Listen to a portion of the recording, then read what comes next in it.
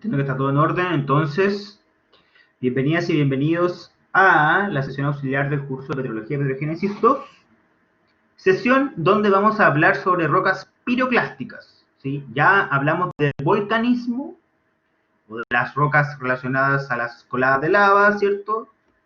Y ahora vamos a hablar de las rocas piroclásticas. Entonces, un poquito,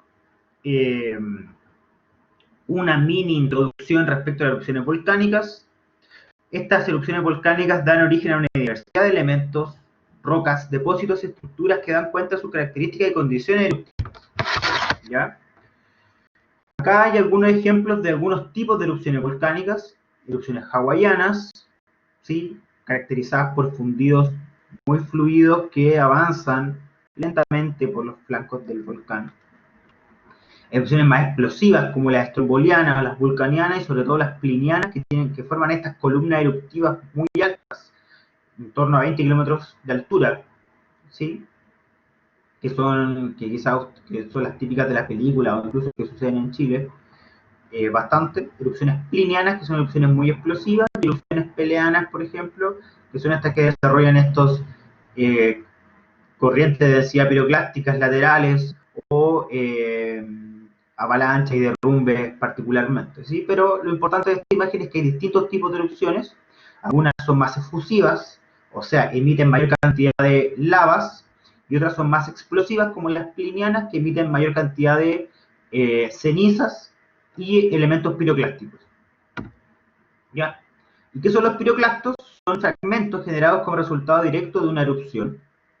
Sus formas se adquieren durante la ruptura o durante el transporte posterior, ¿sí? Hay transporte de estos fragmentos.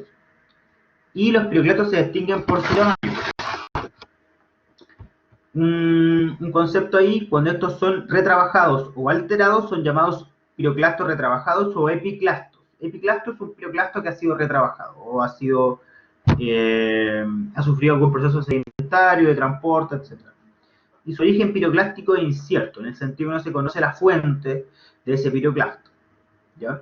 Entonces los piroclastos son fragmentos que se generan durante la erupción, ¿sí? Y hay distintos tipos. Y en la imagen se puede ver una imagen de la erupción del volcán Chaitén, que fue una erupción subpliniana, entiendo, donde se formó una columna eruptiva bastante alta e importante, pero no súper alta, por decirlo así. Sí, los fragmentos piroclásticos entonces son de tres tipos: juveniles, accesorios y accidentales. Esto ya lo deberían conocer, ¿cierto? Los fragmentos juveniles son partículas generadas por el enfriamiento rápido del magma al salir expulsado del conducto volcánico. Por ejemplo, las pómez y las escorias son dos tipos de fragmentos juveniles. Por otra parte, los fragmentos accesorios son fragmentos líticos provenientes de las paredes del conducto volcánico, ¿ya? O sea, son rocas volcánicas, porque son parte del conducto. Por otra parte, los fragmentos accidentales son fragmentos líticos que provienen de las paredes del basamento del volcán. Y el basamento del volcán no es otra cosa más que plutones, ¿sí? La raíz de los volcanes normalmente son plutones, por lo tanto podríamos decir de manera general que los accesorios son rocas volcánicas y los accidentales son rocas intrusivas de la raíz del volcán. ¿Ya? Por otra parte, hay minerales fragmentados que eran parte del fundido, y este fundido al salir a la superficie violentamente se fragmenta, se rompen estos cristales que andaban por ahí, entonces sus hábitos se pierden. Y también hay fiames, que son vidrio compactado con forma de lente, que también lo vamos a ver a continuación. Entonces, yendo un poco más directamente a los fragmentos juveniles, las escorias. Vamos a partir describiendo las escorias, o fragmentos escoriáceos, que es el nombre más preciso, ¿sí? Fragmentos escoriáceos. Las escorias, ¿qué es lo que son? Son rocas vítreas altamente vesiculares, como se observa en esta muestra de mano. ¿Sí? Es una roca muy rica en vidrio y altamente vesicular, tiene estas oquedades. Es de color oscuro, a rojizo, y puede contener o no fenocristales. Puede que tengan algunos fenocristales flotando estas escorias de todas maneras en su masa. Su composición es principalmente basáltica andesítica, de ahí su color. Tiene una densidad mayor a 1, esto lo ponemos acá porque significa que no flota en el agua, se hunde, es más densa que el agua. Y las vesículas se forman cuando los gases sueltos en el magma salen de la solución haciendo erupción, al hacer erupción el magma, ¿sí? El magma tiene volátiles disueltos, y cuando estos volátiles se exsuelven, o sea, forman burbujas, al salir el magma de la erupción, esas burbujas escapan rápidamente y dejan una oquedad, una vesícula. ¿Ya? De ahí la textura vesicular de estos fragmentos principalmente. ¿Ya? Y la escoria se forma como parte de un flujo de lava cerca de la superficie o como eyección fragmentaria, la pillis, bloques, bomba. Significa que hay eyección de fragmentos juveniles, como les pongo acá, cerca de los conductos por donde fluyen las lavas, y hay eyección de estos fragmentos juveniles, escorias. Entonces acá hay una escoria que es oscura, un típico fragmento escoriáceo, y además hay un ejemplo de una escoria más rojiza que también es una escoria que está bastante oxidada. Al oxidarse los fragmentos o las zonas ricas en hierro se vuelve de este color más rojizo también. Entonces, esto es lo que se conoce como una escoria o un fragmento escoriáceo, principalmente. Y algunos ejemplos de cómo salen esto a la superficie. Hay una estructura muy común, bastante común en los campos volcánicos del sur, en el volcán Villarrica, por ejemplo, y también hay en el norte, en la región de Antofagasta, yo he visto, por ejemplo, formación de esto que se conoce como conos de escoria. En el caso de estas imágenes que aparecen acá, son del volcán Etna, en Italia, en Sicilia, y los conos de escoria no son más que pulsos de lava que forman, que gracias a un único evento, un único pulso, se forma un cono que está completamente compuesto de fragmentos escoriáceos principalmente. ¿Ya? Entonces, es un pulso que forma un pequeño cono que se conoce como cono de escoria porque está completamente compuesto por fragmentos escoriáceos. Y se consideran volcanes monogenéticos, significa que se formó en un único evento. Y se forman en campos volcánicos. Como ven acá, hay una multitud de conos de escoria en ese campo volcánico. Un ejemplo de cómo se forman la escoria.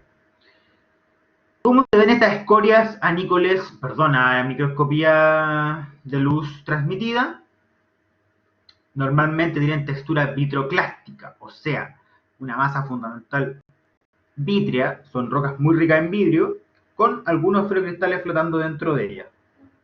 ¿Ya? Acá hay algunas escorias basálticas. Como ven acá, masa fundamental vítrea, casi totalmente extinta. Esto es una anícoles cruzados, porque el vidrio es isótropo, que tiene algunos fenocristales flotando dentro de la masa fundamental. En este caso son olivinos, piroxenos y plagioclastos. Entonces, esto es cómo se vería un fragmento escoriáceo a microscopio. ¿Hay alguna duda? Avísenme por favor, que no estoy mirando el chat. O por voz o como quieran. Entonces, esos son los fragmentos escoriáceos y ahora vamos a pasar a los fragmentos pumicios, que son otro tipo de juveniles, ¿ya? Y que representan extremos composicionales, ¿ya? Las pomes también son fragmentos altamente vidrios, muy ricos en vidrio, porque no alcanzan a cristalizar nada, altamente vesiculares por el proceso de exsolución y escape de los volátiles que les comentaba anteriormente también en las escorias, y de composición riolítica, fundamentalmente. Traquíticas y andesíticas también cuando son más marrones.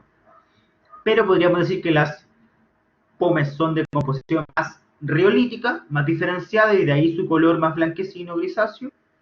Y las escorias son de composición más basáltica o menos diferenciada, de ahí su color rojizo hasta marrón, hasta negro o azulado, ¿cierto? Presenta textura espumosa por la alta cantidad de vesículas que tiene, se debe al rápido enfriamiento y despresurización al salir expulsado violentamente de un volcán. ¿Sí? La despresurización, está saliendo el magma a la superficie, hace que este magma disminuya la presión que lo está confinando, sino que va a disminuir, se va a parecer cada vez más a la presión atmosférica, y va a ser la presión atmosférica cuando salga a la superficie, va a hacer que los volátiles que están atrapados en el magma debido a la presión escapen rápidamente por la despresurización, al salir rápidamente esta lava del volcán. Por eso también se crean estas vesículas. La despresurización crea burbujas de agua y de CO2, de dióxido de carbono, al aumentar la disminución de la temperatura, o al disminuir progresivamente la temperatura, mejor dicho. Los fenocristales más comunes que van a presentar estas pomes, debido a su composición más diferenciada, van a ser feldespatos, algunos cliniopiroxenos, orfletes y también zircones pueden transportar. ¿Ya? Esperen, me voy a sacar la cámara. Bueno, y su densidad es menor a 1. ¿Sí? Su densidad es menor a 1. Significa que es menos densa que la escoria y por lo tanto estas flotan en el agua. ¿Ya? ¿Hay alguna pregunta hasta ahora?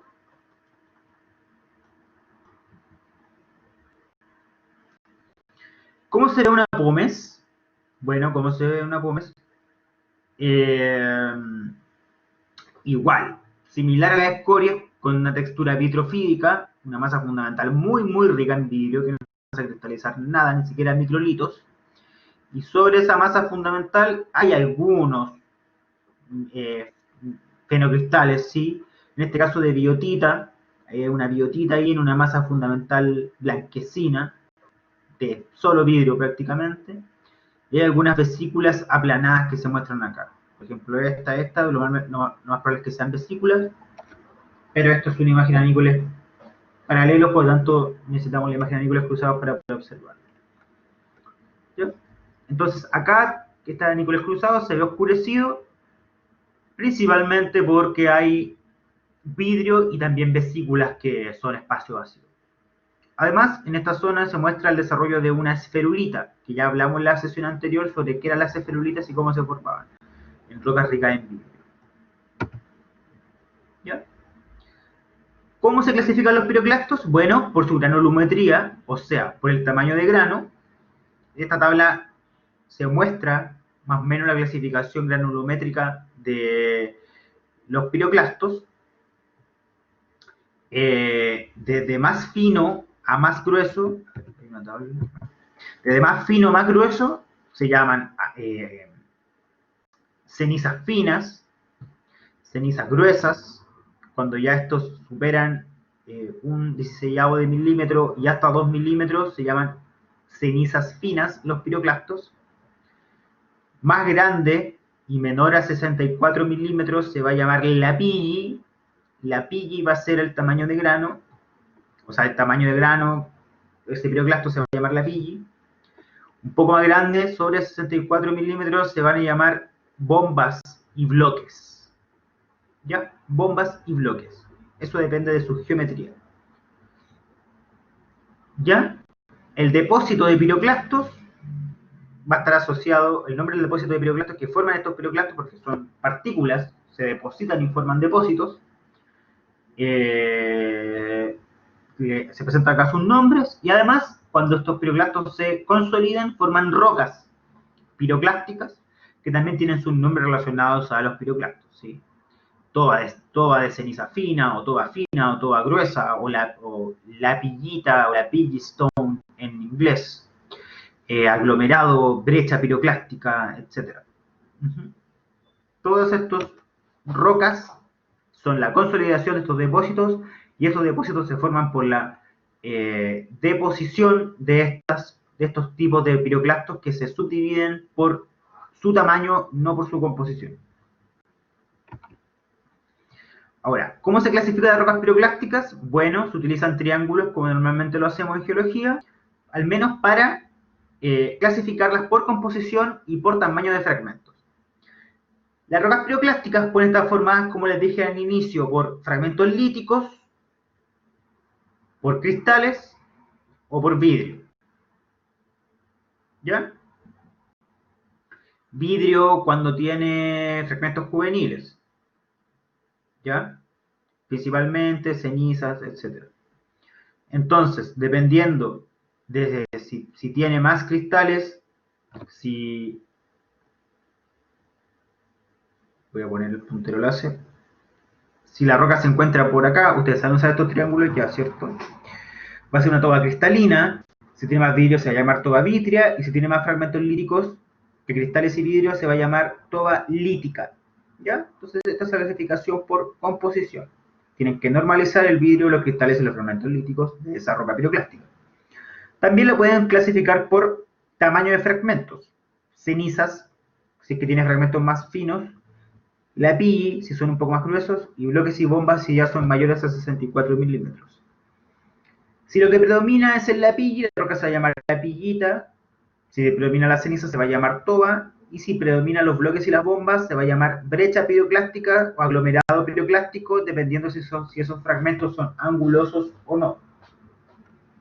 Si son angulosos, se va a llamar brecha. Y si no son angulosos o son más subredondeados o redondeados, se va a llamar aglomerado. Además, si está compuesto por una mixtura entre piroclastos de distinto tamaño, podemos tener una toba de lapilli brechosa o una toba de lapilli simplemente, si es que hay lapilli y ceniza fundamentalmente de roca piroclástica. Ya esto es lo mismo, otro ejemplo del triángulo de clasificación para que lo tengan en consideración. ¿Ya? Los nombres de las rocas, acá aparecen listados también. Reiterando algunos, un aglomerado es cuando las bombas son más del 75% de composición de la roca. La brecha piroclástica es cuando los bloques superan los 75%. La toba brechosa es cuando las bombas y los bloques no superan el 75%, pero sí el 25%.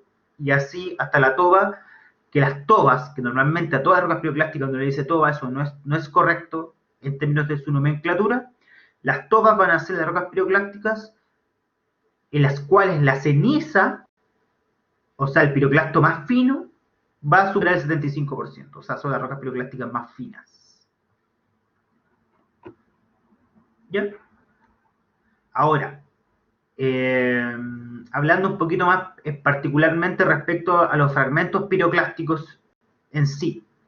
Los lapilli, ¿ya? Que son los fragmentos piroclásticos mayores a un 16avo y menores a 2 milímetros, perdón, a 64 milímetros. Vamos a estar hablando de lapillis, ¿ya? Los lapillis, ¿cómo se van a mostrar? Son esferoides de fundido, tienen forma esferoidal, eyectados en una erupción volcánica. La compactación de este material cuando se encuentra fundido de origen de tobas soldadas. ¿Ya? Entonces, los lapillis pueden ser fragmentos juveniles, escoriáceos o pumicios, por ejemplo, que salen eyectados del conducto volcánico violentamente y están semifundidos todavía, no están consolidados ni cristalizados. Cuando se comienzan a depositar, forman estos grandes depósitos de lapilli, ¿ya? Y como la roca todavía está semifundida, está caliente, al ya cristalizarse completamente, queda muy compacta esa roca. Y eso es lo que se conoce como toba soldada, ¿sí? Una toba semifundida que luego de cristalizar completamente en la superficie, al depositarse, se solda. Y las tobas de lapilli son comunes en erupciones riolíticas, andesíticas, dacíticas en general, ya en erupciones más bien diferenciadas. La textura característica de las tobas soldadas es la textura eutaxítica, o sea, la textura compuesta principalmente por fiames. Lo vamos a ver. Entiendo que lo vimos en la clase anterior, o si no lo vamos a ver ahora. Ya. Algunos elementos más sobre los lapillis está formado por partículas de ceniza volcánica. Bueno, aquí hay un tipo de lapilli que se llama lapilli acrecionario. ¿Ya? El lapilli acrecionario es cuando la ceniza volcánica, o sea, los piroclastos más finos, se unen entre sí para formar una partícula más grande. ¿Ya? La ceniza se acreciona para formar un lapilli. Esto puede ocurrir dentro de una columna eruptiva. En la misma columna eruptiva el lapilli se va por decirlo así, a aglomerar para formar un lapilli, la ceniza para formar un lapilli. En una nube por humedad, esta ceniza, este piroclasto están en la atmósfera, ¿cierto? O en altura subatmosférica, o por fuerza electrostática relacionada a lo mismo, ¿cierto? Ya sea por fuerza electrostática, por humedad, o en una columna eruptiva, se va a aglomerar la ceniza para formar la lapilli. ¿Ya? Y cae conformando depósitos de caída de selección variable. Los lapillis van a caer a la superficie de la Tierra, luego de estar flotando en una columna eruptiva.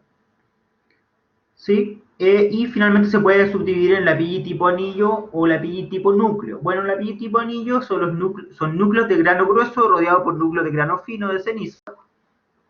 Solamente eso. Y los lapillis tipo núcleo carecen de capas de grano fino externo, simplemente. ¿Ya? Eso para que lo tengan en consideración solamente. Ahora sí, las texturas de las rocas piroclásticas. Texturas fragmentadas, eutaxíticas, y también puede presentar textura esferulítica y axiolítica que la vimos en la sesión anterior.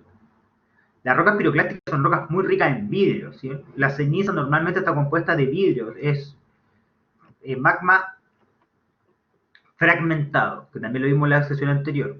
Cuando los volátiles aumentan mucho, sobresaturan el magma se fragmenta, ¿cierto? Y al fragmentarse, queda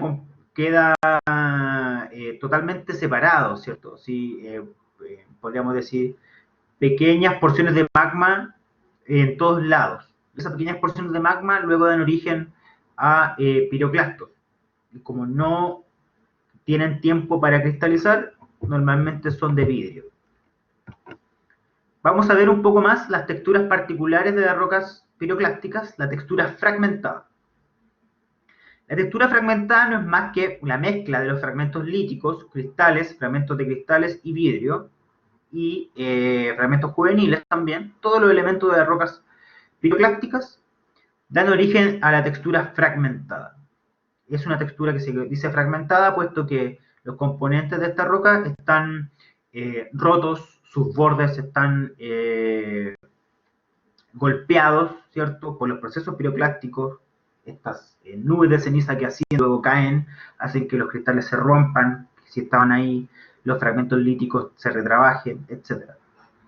Al aglomerar, al solidificar, al litificar esos fragmentos, se va a dar origen a una textura fragmentada. Y se muestra así, como ven acá, cristales líticos, como se ve aquí, o sea, un fragmento lítico roto, anguloso, cristales angulosos, sin un hábito claro, debido a la rotura de los mismos, etcétera, etcétera.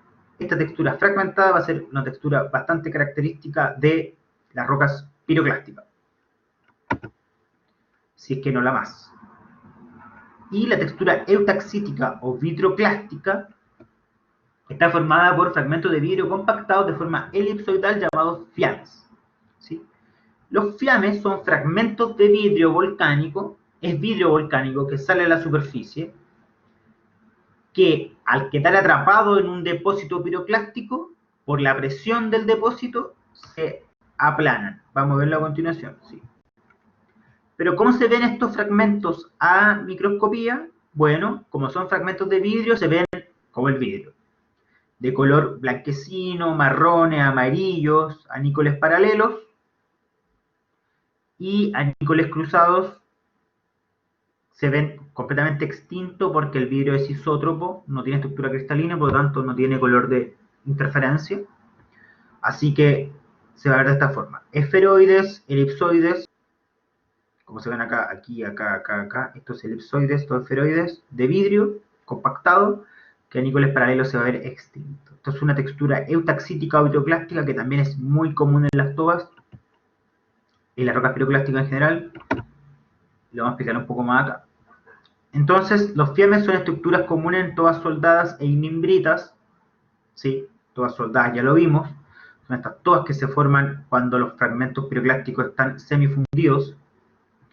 Se forman como lentes oscuras de material vidrio, fragmentos pumicios que se comprimen durante la compactación y cizallamiento del material piroclástico, y tienen baja viscosidad normalmente y alta porosidad. Entonces, esta es una imagen de una inimbrita, una roca piroclástica, que va a mostrar estos fragmentos alargados, elipsoidales, de diversos colores, que en este caso son pomes, que se alargan por la compactación de esta roca. Esta roca está como en otra orientación, debería estar acostada a esta imagen para mostrar el depósito, pero debido a la compactación de la ceniza y los piroclastos, estos fragmentos se alargan, ¿sí? Y dan origen a lo que se conoce como un fiame, que es un fragmento de vidrio semifundido que debido al peso del depósito y la compactación toma esta forma elipsoidal alargada. ¿Cómo se ven los fiames entonces en microscopía? Un poquito más de lo que veíamos anteriormente. Se ven como estas zonas, esta imagen de nícoles paralelos, como esta zona cafezosa, marrón, alargada, con textura fluidal, en una roca, en una inimbrita, que es un tipo de roca piroclástica. También acá se muestra en otra roca de nícoles paralelos, otro fiame que se muestra como esta zona que es solamente vidrio, y en tercer lugar acá también. Como ven acá, esta roca tiene textura fragmentada también. Tiene un fiame aquí al centro, tiene un fragmento lítico acá, totalmente anguloso, fragmentado. Tiene algunos cristales de cuarzo que también están fragmentados. Mira, fíjense en este, está totalmente fragmentado. Y este también. No conserva los hábitos ni las formas iniciales. Es una roca piroclástica con textura eutaxítica debido a la presencia de fiames y con textura fragmentada debido a la presencia de elementos piroclásticos totalmente rotos por la erupción. ¿Ya? También las rocas piroclásticas se pueden clasificar como epiclásticas cuando estas tienen retrabajo, como conversamos anteriormente. Dado que se forman diversos tipos de depósitos,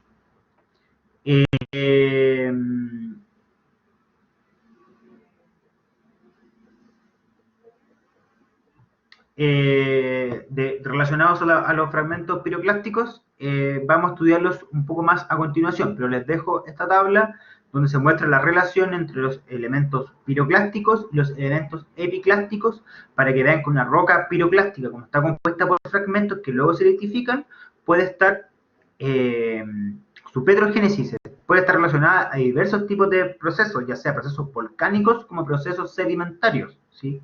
Si yo tengo un conjunto de ceniza en un lugar y esa ceniza se retrabaja luego por un río o por un cauce de agua superficial, y luego se va formando una roca y da origen a una roca, esa roca va a tener elementos piroclásticos, pero en un contexto más sedimentario.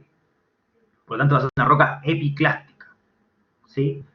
Entonces, lo que les quiero decir con eso es que los procesos sedimentarios y los procesos piroclásticos van a ir prácticamente de la mano en muy buena cantidad de casos, ¿sí? Incluso al punto de no poder diferenciar si la roca es piroclástica propiamente tal o epiclástica debido al retrabajo de los piroclastos ya formados por una erupción.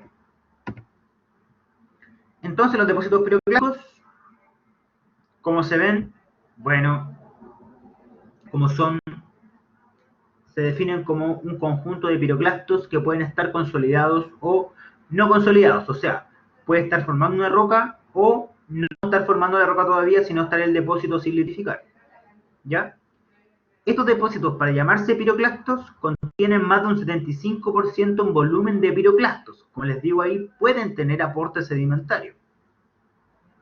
El material restante puede ser epiclástico, o sea, piroclastos retrabajados de otro lado, puede ser material orgánico, algunas plantas que andan por ahí, por ejemplo, puede ser material sedimentario químico que esté precipitando o material autígeno en general. Lo importante es que para que sea un depósito piroclástico debe estar compuesto por más del 75% de piroclastos. Cuando este depósito está consolidado se llama roca piroclástica, cuando está formada la roca probablemente tal, y cuando no está consolidada o no hay una identificación completa, se va a llamar depósito de tefra o tefra, ¿sí? Que son piroclastos no consolidados, tefra. ¿Sí? Es importante usar muy bien los conceptos, los nombres en esta parte porque de esta manera no nos confundimos entre los diferentes elementos que estemos viendo. Por favor, díganme si existe alguna pregunta. Me interrumpen solamente, ¿ya? Ya.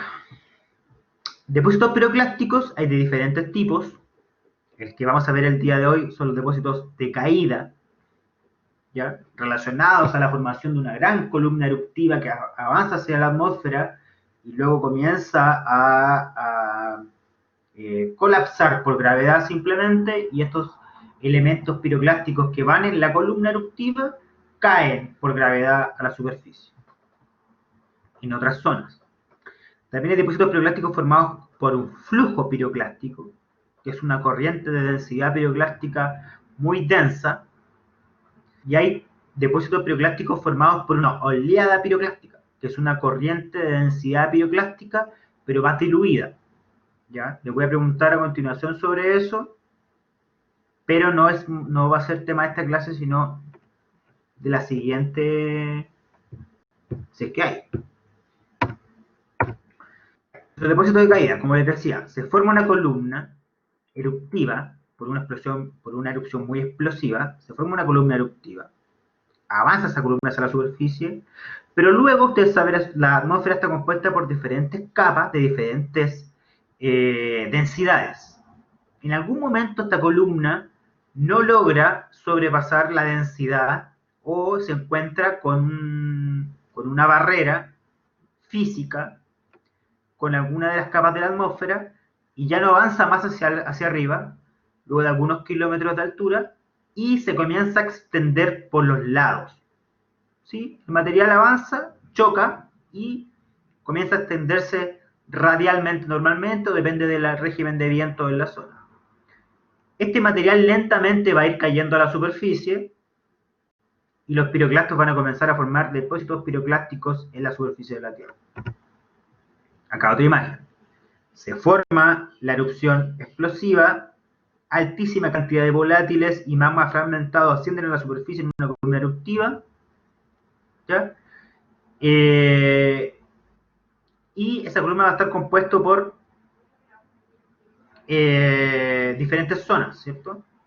Una zona de gas, una zona convectiva, que va a haber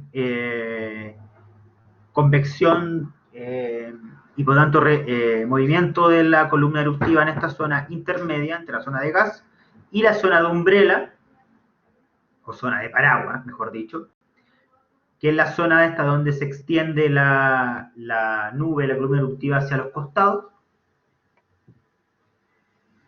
Y esta columna eruptiva en la zona de paraguas va a estar muy afecta a los regímenes de viento. Entonces se va a movilizar según el viento o según la dirección favorable de los vientos.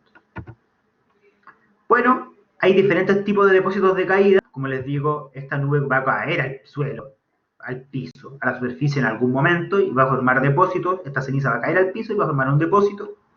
Estos piroclastos van a caer al piso, van a formar un depósito. Y diferentes tipos de depósitos de caída que se llaman. Vamos a ver algunos de ellos. El primero es el depósito de caída de escoria. ¿Ya? Las escorias, los fragmentos escoriáceos, van a caer a la superficie y se van a mostrar de esta manera, con sus colores característicos y con sus tamaños de grano predominante. ¿Ya? Van a ser más característicos en erupciones con actividad hawaiana y estromboliana. ¿Ya? ¿Cómo es una erupción hawaiana u estromboliana? ¿Quién me puede decir? Pregunta para el público. No, a ver, ¿cómo es una erupción hawaiana?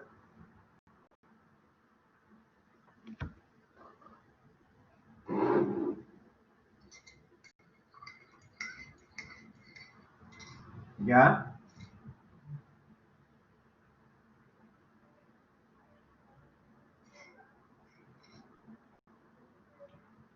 De baja viscosidad. Sí, exactamente. Bueno, aproveché de tomar café. Sí, todo lo que ustedes dicen, súper bien.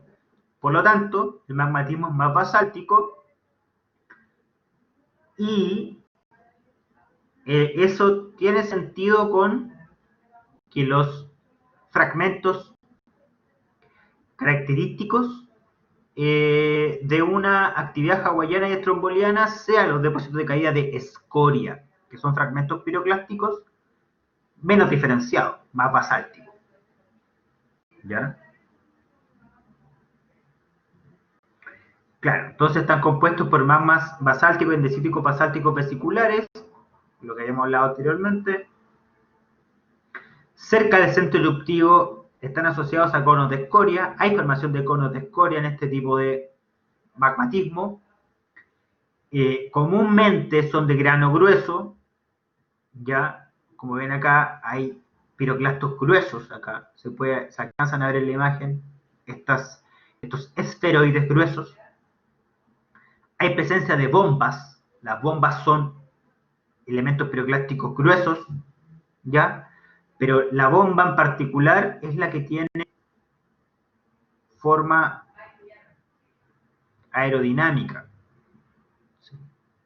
Es un piroclasto grueso que sale expulsado del conducto, si estuviera el conducto acá saldría expulsado, y tiene esta forma aerodinámica puesto que está semifundido y se termina de cristalizar volando por ahí debido a la explosión del volcán. Esto es una bomba. El otro elemento es el bloque, ¿ya? Que no tiene forma aerodinámica. Y lejos del cono, por supuesto, de grano fino y más cerca y de menos de 5 metros de espesor del depósito.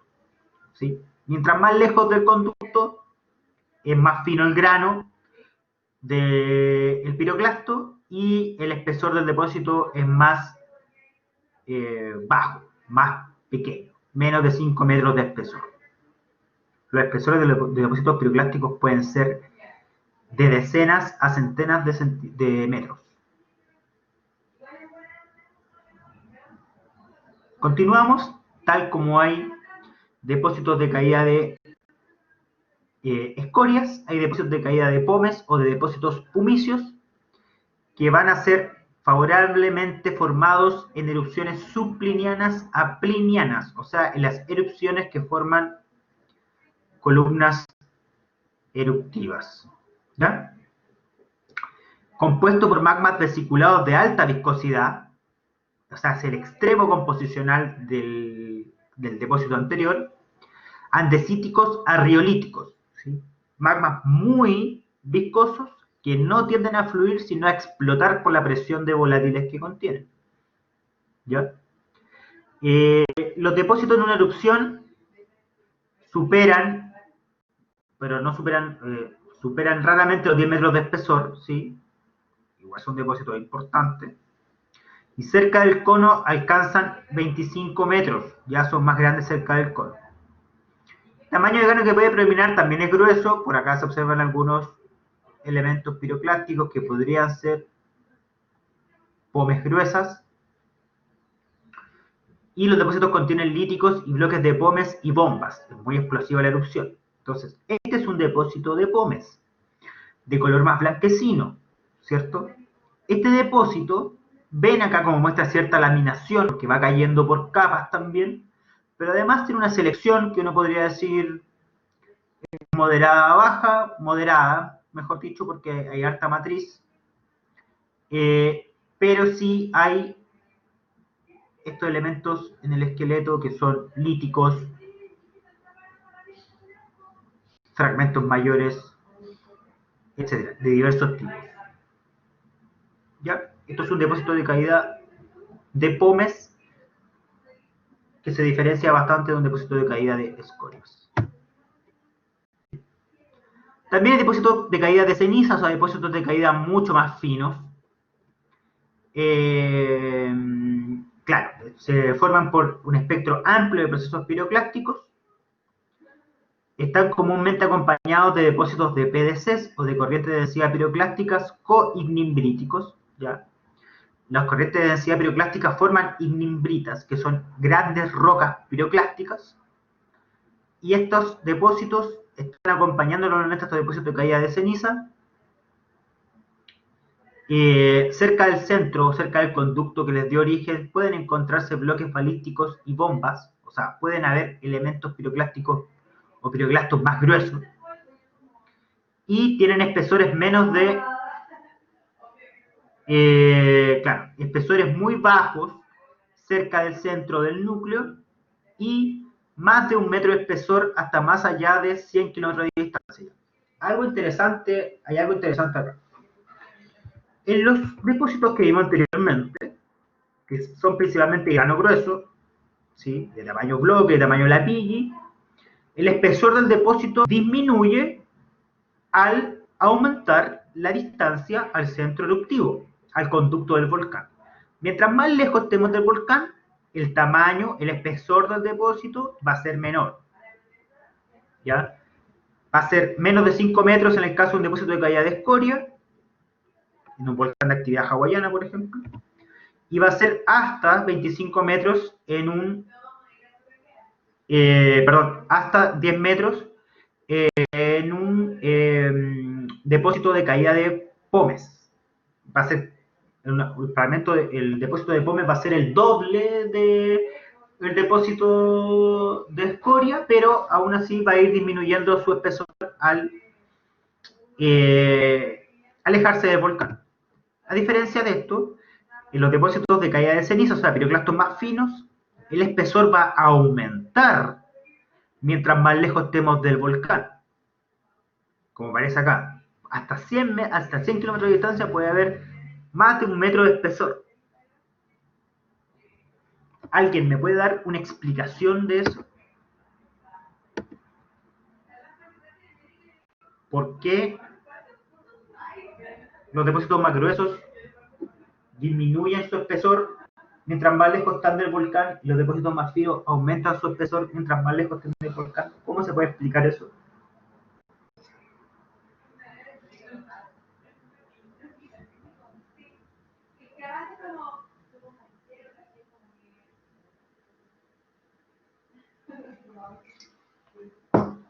¿Cómo, Jeremy, me puedes explicar un poco más? ¿Cómo por su densidad?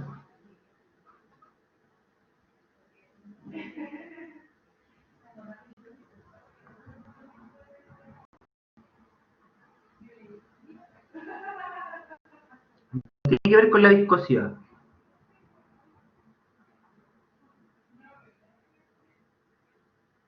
¿Por qué por la viscosidad? Porque no... Son partículas sólidas estas cosas, semifundidas, pero ya vimos que es un caso particular. Son partículas sólidas que están flotando en una columna eruptiva. ¿Ya? Cuando son más grandes, son más pesadas, ¿cierto? Son más pesadas y se oponen mejor a la resistencia del viento. Y cuando son más grandes también salen expulsadas a distancias más cercanas. ¿Ya? Por aerodinámica, simplemente. Entonces, claro, disminuye el espesor del depósito que forman mientras más lejos estén del volcán. Son partículas más pesadas. A diferencia de esto, las cenizas son partículas muy finas, muy livianas, que quedan suspendidas en el aire, ¿cierto? En la atmósfera, bastante tiempo, ¿sí? Y por lo tanto pueden viajar más, no van a caer rápidamente a la superficie, por la resistencia del aire. Por lo tanto, mientras más lejos estén, más probable es que ya estén cayendo al piso, al suelo, al sustrato, a la superficie, y van a estar formando depósitos de mayores espesores, perdón, más gruesos, más lejos del volcán. ¿Se entiende eso?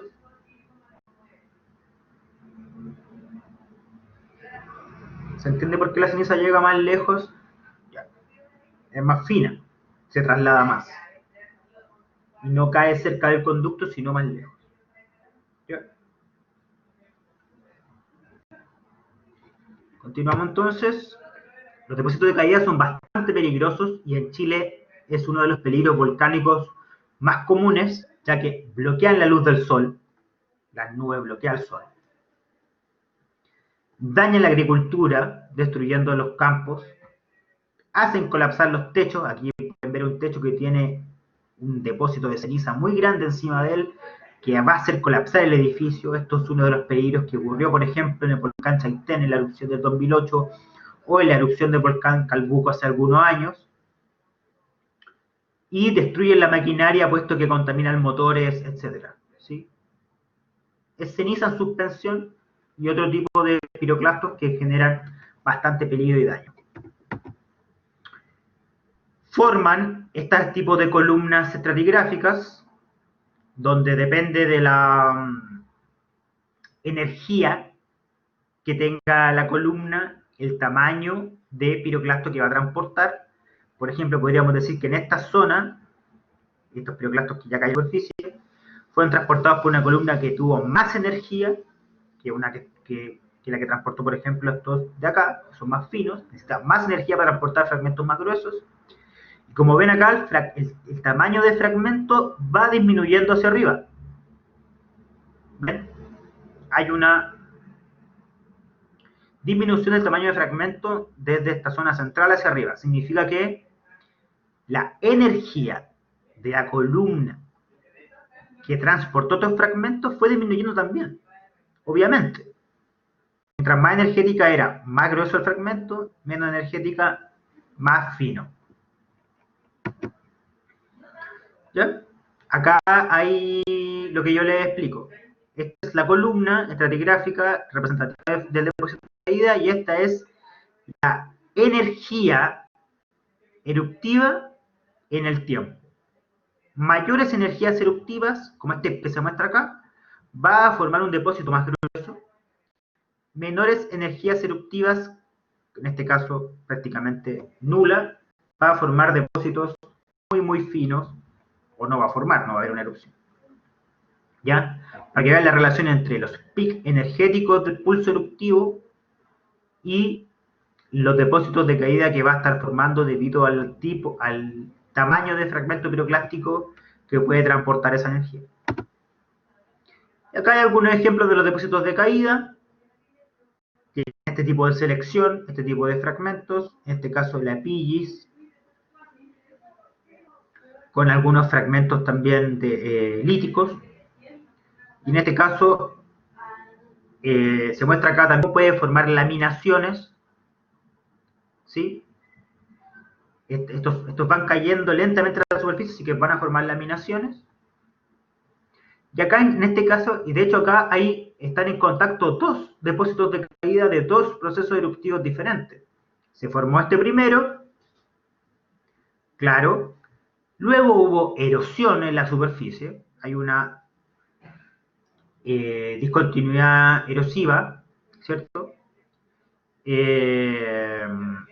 Y hay depósito de un segundo depósito de caída más nuevo, ¿cierto? Posterior, que se separan por esta discontinuidad erosiva. Más ejemplos respecto a cómo se forman los depósitos de caída y cómo se relacionan también a otros procesos que están ocurriendo en el volcán. En este caso, la relación entre los depósitos de caída y las corrientes de densidad piroclástica, las oleadas piroclásticas y los flujos piroclásticos, que avanzan por los flancos de los volcanes. En cambio, los depósitos de caída avanzan por el aire y comienzan a caer lentamente. Vamos a hablar después de los flujos y oleadas piroclásticas. Y los tipos de columnas estratigráficas que forman. En este caso hay un flujo de lava inferior depósitos de caída gruesos, como ven acá por la selección, y otros depósitos más superficiales. Tienen que pensar que los depósitos de caída normalmente tienen buena selección, porque están relacionados a la fuerza de la columna eruptiva y al aire, al transporte que se produce por el aire. Si el aire no puede transportar partículas gruesas, te van a caer rápidamente. Por lo tanto, va a ir perdiendo esa multitud de tamaños de fragmentos. ¿Ya? Entonces, este es el esquema general de cómo se va a producir también un depósito de caída con una oleada de corriente de densidad piroclástica, para que lo tengan en consideración. Ya pasando a cómo se pueden estudiar estos depósitos de caída. Bueno, hay dos tipos de formas de estudiarlos. Una son las isópacas. Las isópacas son isolíneas, o sea, líneas que representan igual espesor del depósito. Fíjese acá, tenemos un centro eruptivo, un volcán aquí, que hizo erupción. La dirección del viento favorable acá es noroeste, perdón. Por eso se extiende el depósito hacia allá, porque el viento lo transportó hacia allá. Los piroclastos. Y como ven acá, en esta línea representa los puntos donde el espesor es 200 de la columna eruptiva. Luego, más lejos, la línea concéntrica exterior es el depósito con espesor 100, 50 y hasta 10, el más lejano, para que vean lo lejos que puede llegar un depósito de caída. Entonces, las isópacas van a ser isolíneas de igual espesor del depósito, que se van a mostrar así, de manera concéntrica, elipsoidal, estando las isolíneas de mayor espesor al centro y las de menor espesor más lejanas al depósito. Significa que los depósitos de caída acá son más de menor espesor y más cercanos al volcán, más gruesos. Otro ejemplo de isópacas. Sí, como ven acá, este es el centro eruptivo. Later Sea se llama. Más cercano a Later Sea está la isópaca 100, más lejano la isópaca 10, 25 y así. Lo mismo acá. Esto es de las Islas Azores, cercano al núcleo de la erupción 400 y más lejano 10 centímetros de espesor solamente. ¿Ya? Y más ejemplos de isópacas. Por otro lado, las isópletas son otra manera de estudiar los depósitos y la energía de estas erupciones, que son isolíneas, pero no de espesor, sino de diámetro de los piroclastos. ¿Qué diámetro tienen los piroclastos en estos depósitos de caída? Los piroclastos van a ser más gruesos más cerca del volcán, en este caso un espesor de 15 centímetros, un diámetro de los piroclastos de 15 centímetros, y más lejos solamente van a alcanzar 7 centímetros. ¿Ven acá cómo están marcados todos los puntos donde se tomó el control de estos afloramientos? Y cómo las isópletas y las isópacas representan líneas aproximadas. ¿Ya? Por ejemplo, acá hay 8.7, 10.3, 10, 7. En promedio es 10. ¿Ya? En promedio es 7. Pero acá hay 8. En ese punto el piroclasto tenía espesor 8, 8.3, 8.7, 7.7. Etc. Entonces, estas son las isópletas, isolíneas de diámetros iguales para los piroclastos. Y tal como las isópacas, los piroclastos van a ser más finos, más lejos estén del volcán. Entonces, finalizamos esta clase de rocas piroclásticas. ¿Hay alguna duda? ¿Alguna pregunta?